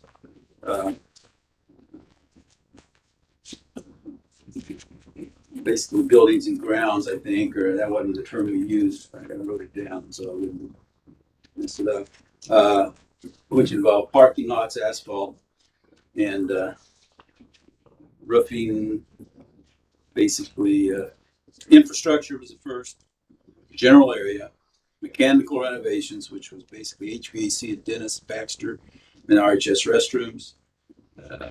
There was classrooms, which involved carpeting, wall, and all that. And there were some examples given in each of the areas. And then, of course, the last one was the athletic fields and areas. And those were just the four general areas that bonds were. I think I sent out the exact verbiage that was in the bond resolution, and more importantly, was in the prospectus of the official statement that the board approved, which was out to the investors. And they are, by definition, they're going to be general. Now, there needs to be a good faith following of what the intent was, but I think that intent is going to be and should be. It could be subject to change. I mean, I think the question I would have had, and I don't want to unduly start kick over a can of worms here, but I mean, you approved several items tonight, but I did not, in that approval, detect a prioritization. And until they're bid and until they're actually contracted, there's a dynamic that may require you to make priority decisions as you go, so to speak. And as long as you do that within the general parameters of what was advertised, I think in the bond issue, I think you're fine with that. I think one thing that was noted, the scout was very careful to advise the board that due to the circumstances we found at the time we went out with the bonds in 24, the amount of the bond issue, the nature of the work that was being contemplated, we were looking at concerns over labor shortages, contractors, and probably construction time taking longer than we would normally expect. And very clearly, she suggested that we might be going through 26 to complete some of the bonded projects. So that, I guess my point is, it's not set in stone. Rarely is it. Rarely should it be. I kind of confer with. I know I had a concern. I had a real concern because I wasn't sure. I knew what we were bonding for, and that was a pretty big bond issue. I never had much experience with that kind of bond issue in RCS. We've gone 7, 8, 9 million, but not quite like that. So I made sure that Jane Herndon, who was our bond counsel at the time, was plugged into what we were doing, was comfortable with how we were doing it and how we were saying it. So I think we watched ourselves, but I think it would be unfair to anybody. I don't care what your love, your project maybe that you like is this, and somebody else may like this. I don't think that was part of it. I don't think there was that individual advocacy for whatever. There may be some, like I know John has been an advocate for tennis courts since he's sat in that chair. But that's fine. But I think we just got to realize that until the contract is signed, we don't really know what our bond balance is. And that's kind of the way it's going to be, particularly in one that large. I actually watched a meeting, I think it was beginning of June last 2024, and we actually did approve that original priority high level. I think I remember you did that in the main room. Yeah, and you mentioned I don't remember who said it, and you were like, I totally called that out. I feel like we're gonna have confusion because it was this list of specific items, and you said a few times, which most of the projects I feel like we're like, yeah, they're more specific. And then when we had this conversation of strategic planning, and it was sort of, no, you guys need to just approve this money, and then you go work backwards. Like, I don't think we've done that at all, and that makes me feel really uncomfortable. Which, yes, it takes more time, and it's hard to nail down I think it's projects. a series of funnels. You start out with the bigger one, and then as you go, and they are your priorities. I think don't make no mistake about that. I expect you to be well advised by your administration, but the board makes those priority decisions. But it's a dynamic. It's not one and done, and particularly one this large and with this scope. Michael, what were you going to say? I was just, because we were talking about prioritization, so I know we approved these items, but you're saying that as a board, we need to prioritize. Well, I don't know. You may need to. I mean, Kevin can tell you, we don't know what the market's going to be out there. We can't guarantee the numbers. So he gives us good faith estimates, and they're very involved. They're very active, if you will, in the design, AE design, schools and public entities. But I don't even think that the word tariff came up when we were talking about bonds. But that can have a very pronounced effect on matters like HVAC that may require interchange with Canada, with other foreign suppliers. So, No, I don't think you set any priorities. You may have in your mind, and you may have priorities of the 7 or 8 items that we agreed that you voted on tonight. I think you approved the project as a concept to be a potential expenditure of bond funds, but I would have had a hard time figuring out which one was higher priority over another listed one, because that discussion wasn't part of your action. Yeah, I think you're right, and I think the idea of the vote today was to give clear, concise approval to these line items that we voted on.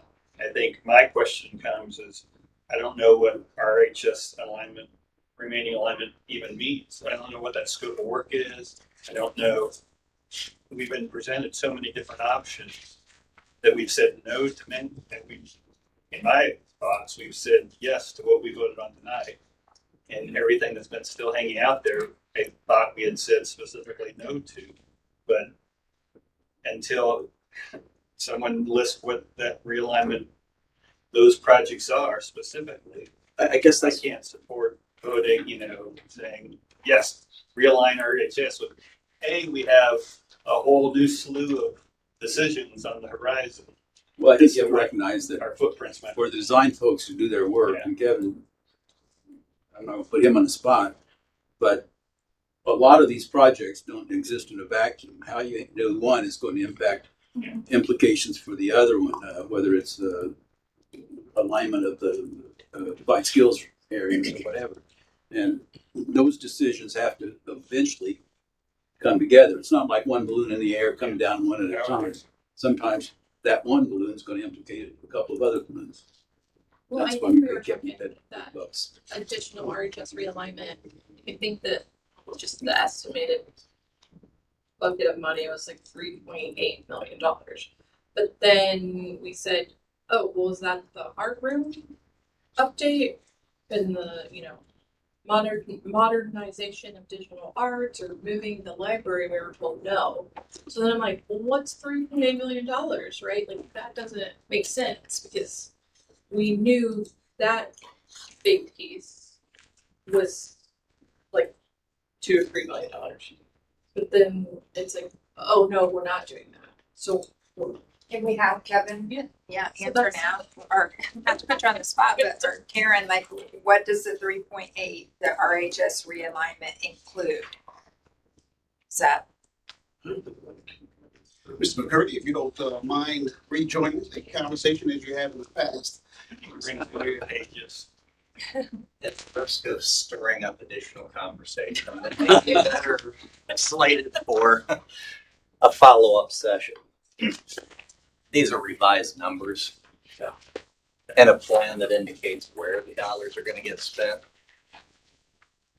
I think the short answer to the question maybe on the table is with what was just approved tonight. I think you've effectively potentially spent all of the bond dollars. I think the amounts as we got into this, we've really spent all of the time since Thursday to today going back through all of these projects and looking at everything you're seeing there at hand to really say these are, to Ron's point, with tariffs and things we've seen, we've pulled some recent projects and said these are the values we think these projects have based on what they're touching. They went back through and walked some of these spaces that we're looking at touching just to understand where are we at with, mechanical systems to make sure that, when we leave a room, that room is complete with some of the other work that's happened to make sure, again, it all kind of dovetails together. So to the question on the table of, what to do with extra dollars, I'm not sure there are extra dollars at this point in time based off of what we are touching. And the reason it's an open question is somewhat to Ron's point, we do need to, I think, bid some of these that you just approved this evening to get them locked in. I mean, we did have bids, so I feel very comfortable with the athletics related items. I think the other items I have less comfort with, again, with the tariffs, some of these getting a little more dialed in and things like that. I think the other part is an operations question. I think we have some follow-up we need to do with Ray Wolpe, with Steve, Mrs. Scout, to kind of talk through that side of things within the school, because there are some items indicated on that plan that are kind of tangential to the secure entrance that when we had talked with in the past, she had some thoughts about how those adjacent spaces are used. Again, I think to the point on the table, some of those that even probably with some of the new legislation may have some adjustments that may simplify, may complicate, just don't know. And I don't want to sit here and say that there's certainty in all of those numbers. In fairness, there's built in, a 20% contingency. So there could be dollars available, but there could not. I think we need to get through this process of finalizing what was just approved tonight to have a better answer for that. But how do we have, so the RHS realignment, and I think this was from November. Secure entrance and administration functions is 841,000. And on here it's 2.59 million. So like where is, I don't get it. And this is why I said I think handing this out is going to spark a lot more questions. Change the, I understand. right? Like that, this is why I, not I do, get frustrated because I'm making my decision. Granted, I know that 800, that couldn't change. I'm not expecting 840,000 goes to $2.5 million. Like, no, we don't pay for this secure entrance. Like, why are we wasting our brain power and time if it's going to be 2.5? Like, that needs to come to the board because that is a different thought process That's an with extra. these projects. Like that, I not meaning in the sense of like that's not worth it. I understand. But I don't. 800,000 is different from 2.5. I understand completely. And again, there's a couple of things that I will say. So those numbers that we had given you before are different in some pretty big aspects, just at their base assumptions. Mm-hmm. The numbers we gave you back in November were based on project cost, construction cost. What was asked for, and this is where it confuses things, and it's not the full amount, so I'm not saying that. This builds in the soft cost, the bond issuance cost, so every number that we give you is going to inflate immediately to include all of that stuff. It's kind of step one. So think about that adding, 20 to 30% to the numbers you saw back in November right out of the gate. The other part is, again, as we went through and had some of those conversations after you said, yeah, we want to go ahead, but we do need to have the strategic planning to kind of finalize some of these tangential things. Some of those conversations, again, with Ms. Wolpe and other staff were, we want to touch some of these ancillary spaces if the budget allows. And I think that's where some of the realignment language became a little bit of a catch-all to some of that. If in these conversations, or if in looking at this, you're like, wow, that number is too much, we want to figure out a way to dial that back. That would be some of those conversations about, do we touch some of those ancillary spaces that are identified in there that aren't specific to the secure entrance? Right. And that's where I would suggest that I think if we really want to dig into this because of the discomfort with what you're seeing right now, we can certainly do that. But I think it needs to be probably a separate session to really get into the weeds on that. Mm-hmm. But again, I would say that to Ron's point, this was a really good faith effort to go back and address the questions we heard following last Thursday's meeting to give you the best clarity we possibly could with the data we have available from that November meeting and the follow-up conversations we had with staff here at the school. So it was not intended as a gotcha. It was really intended as a more baseline clarity of this is where we stand today with those dollars.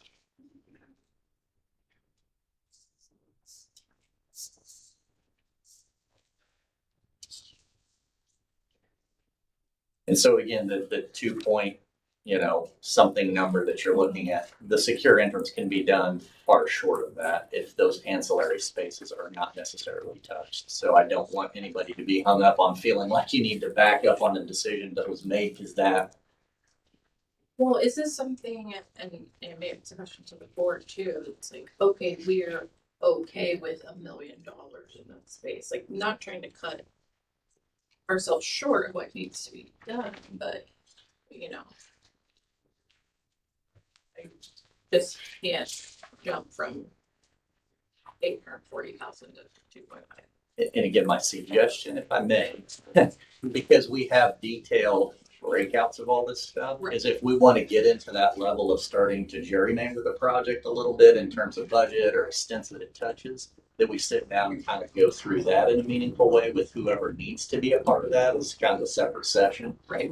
I don't want to stand here and try to make those decisions at this level. I don't know that it would help anybody. I guess my question, this goes to Ron.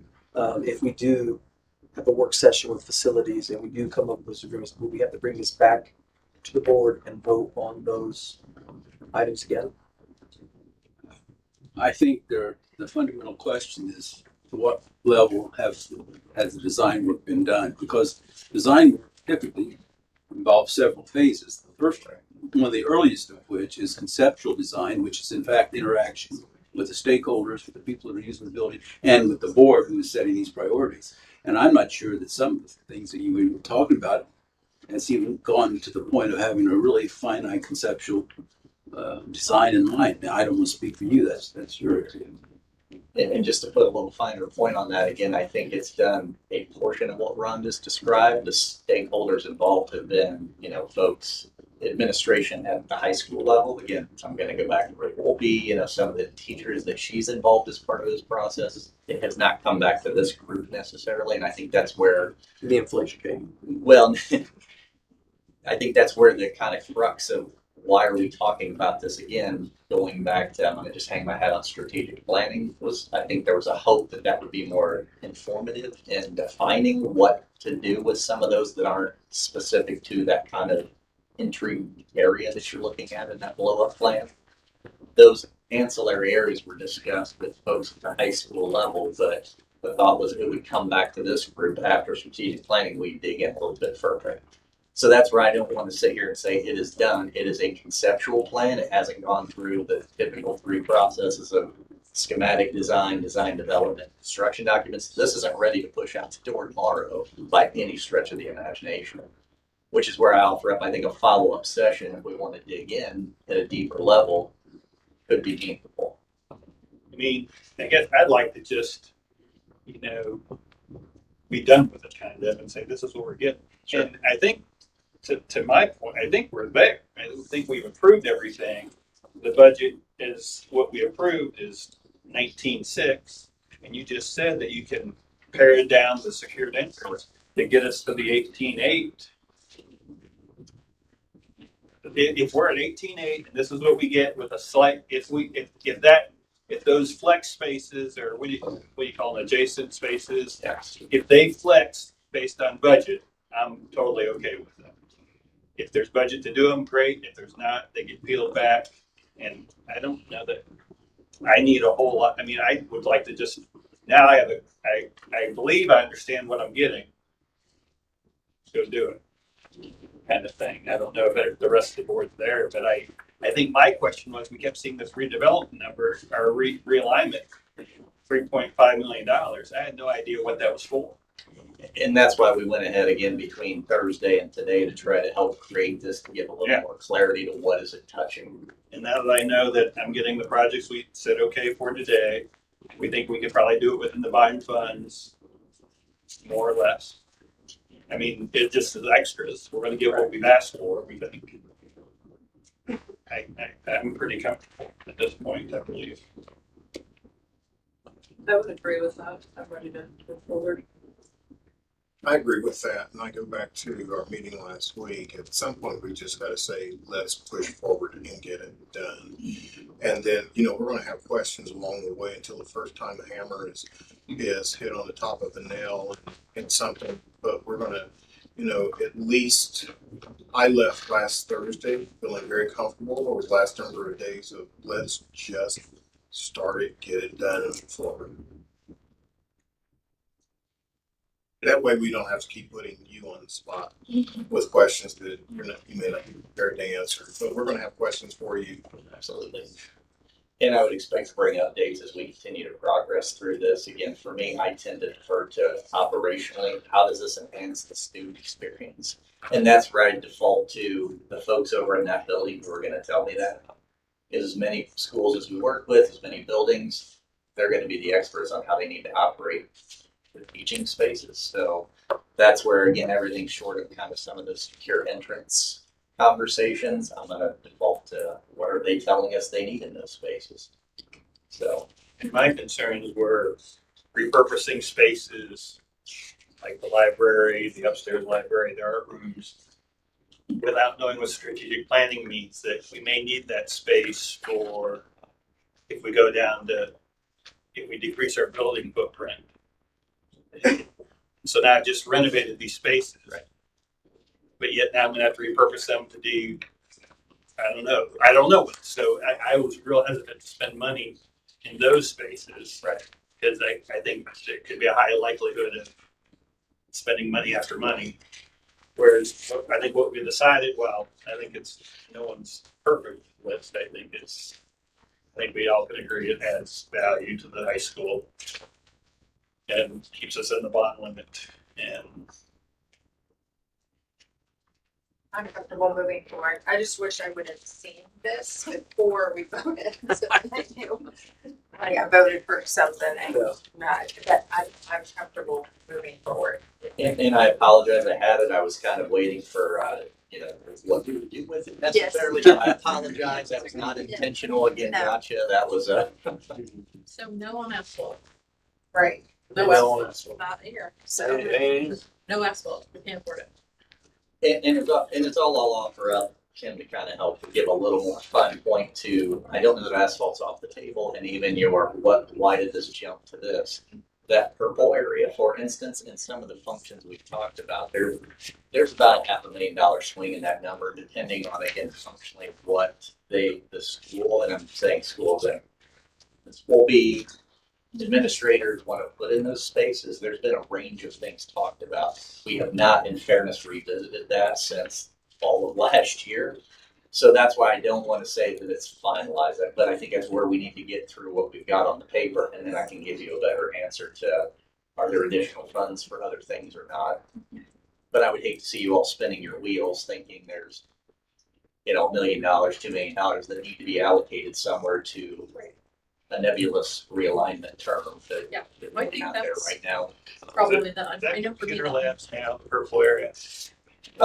There's actually some life skills spaces in that as well as some computer labs. So adjacent to the library there, that is computer labs, and the intent is that there will continue to be computer labs there. Again, it's based off of the fall conversation. So, But I also want to make sure, well, this is just my opinion about, there's this much, like, I don't want it to be like, well, you have $5 more to spend, like trying to, I want to do what makes sense and not just, hey, there's some extra, so let's beautify this one space. Like, maybe it can be something else in high school that actually needs attention. So, still being diligent about those dollars to be actually useful and I think anybody, I'm hoping anybody will share with you, I treat this money as my own, and I will, beat a topic to death for $1. If I can get it out of it, use it in a better way. So, and I say that for the whole team. I think, at the school level, I think there's an understanding that budgets are tight, so how far can we stretch these dollars to, help with the learning environments? great. Well, I guess I confess that I may share some of the board's concerns too, because I'm starting to feel a little bit of sense of urgency as it relates to time. Correct. Based on the need to have the bonds. And that's why I've reached out again since Thursday to affirm all of our consultants are on board, that we can get, what we are showing here outdoor bid yet this fall. So by December, we're at the latest we're seeing numbers, and they're getting approved at the January board meeting, and there's a, clear path to get these things constructed next year. And we feel comfortable with that, again, having reached out to those teams, so that they've got capacity to deliver. So. What is the punishment? Anyone gives us a different idea. I think we have to stay open to, I'm hearing that there are gonna be changes and we may have, I meant those big changes. Okay. We just voted on that. So. We can add asphalt back if Yes. it's flush. Yeah. You can pay. So that's acceptable without public flogging? Yes. I just want to know where the line is. Thank you, Mr. McCurdy. Thank you. Appreciate you, sir. So are you asking, like, as far as like if anyone were to come and say, okay, so now what about the library, or what about the art, or what about this? Right. I feel like at this point, that's a whole separate conversation. Right, like if So, there's, If we decide at a later date to revisit that, then 100%, like, I guess that's what I'm, yeah, It's different money. right, because this money is spent. yes, Right. yes. So Yeah. Same way. Is it? So, okay, okay, yes, just, yeah, I Thank think you so, for I think clarifying. everyone's on the same page with that. So pretty much we just have to get the marching orders to the. Sounds like Just You voted, so we're good. I can't. McCurdy, you good? I'm great, thank you. All right. Do you need us to prioritize? Because I feel like just, here's the list, do it all. I mean, I don't know if I there's feel still like until we priority get needed. this, I think that flex space is that's the, until you get where you can't do any, I mean, that's where the flex money is. I mean, I'll be honest, I had anxiety after last Thursday's meeting with the list that was there until we went back through, and then I actually felt better being able to deliver on the multi-purpose field and as well as all those other priorities. So I think with what we have, I feel very confident that we can deliver all those projects. Okay. And again, it's because we built into that number you're looking at. Again, that's why it bumped all of them bumped up. Part of that was making sure there was a 20% contingency, design contingency. So that's not again money for us. That's we don't know factors, so we funnel clarity down. There's enough capacity to deliver what's shown on that plan.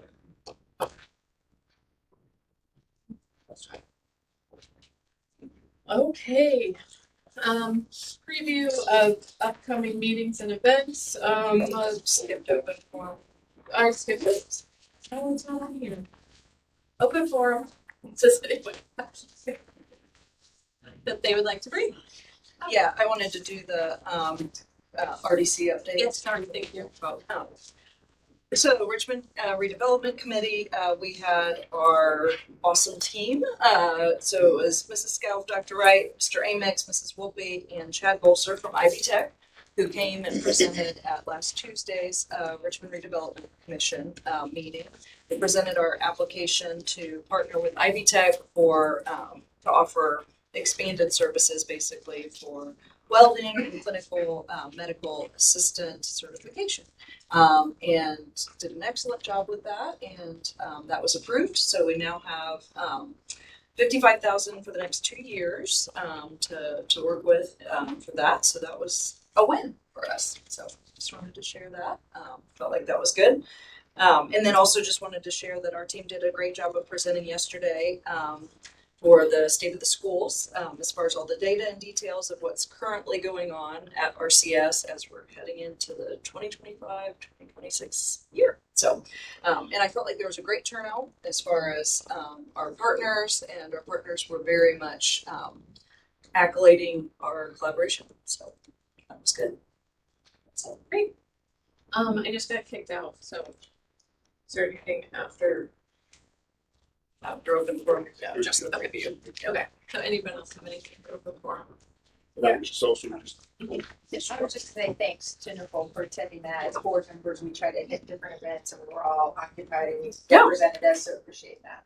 Yes, so thank you for bringing that up, because I wanted to, I know a lot of times we all have jobs and are doing other things, and as a board, we really do try to make sure at least someone's there to represent, be present. Tuesday is sometimes hard, but we really do our best to make it to.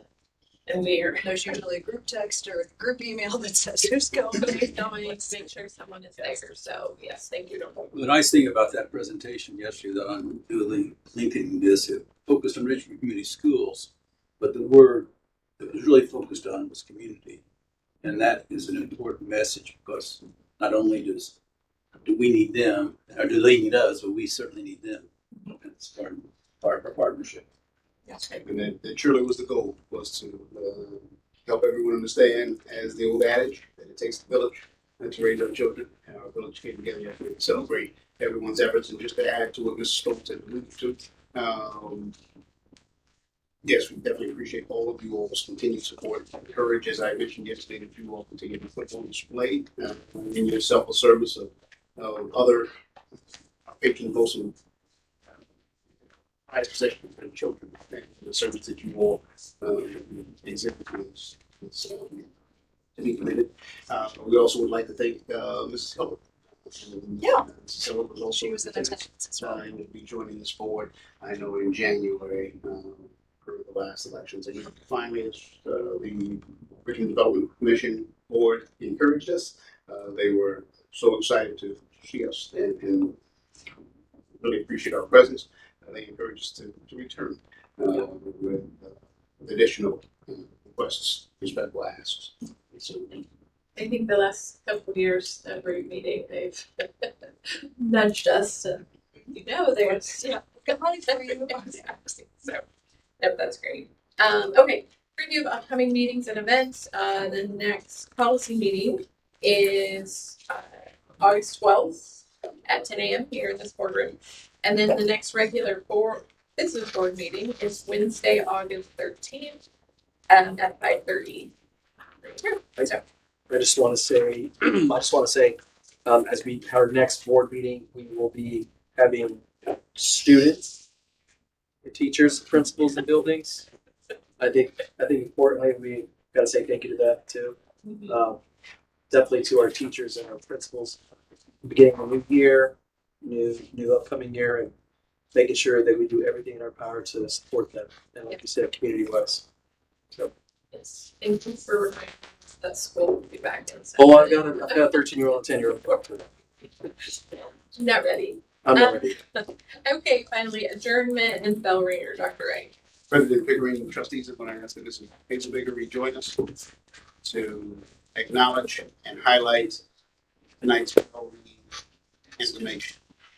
Well, and this is more upcoming events we have. So we have a lot of community partners that are doing backpack drives and very successful things. So on this Friday, Radiant Health Services is having an event Friday right here at Richmond High School. That's from 10 to 2. These kids can get free backpacks, free school supplies. There's also health fair. Students are able to get their sports physicals for $10. So again, if families need to have that done, it's right over here. So beat the heat and get in there. And then also Sunday is our ice cream social for our band. So really want to push that. Gates open at 5:00 here at Live Field, and then the students, the band members will perform at 7. So just so we can support our students and get that going, that'd be great. What day is band day? Band day is up first. Okay. So next Friday. Okay. So they have another pin. I mean, I can actually hear them practicing through the window. So I think the neighbors are enjoying that. Thank you. Thank you, Sue. Anything else? Meeting adjourned.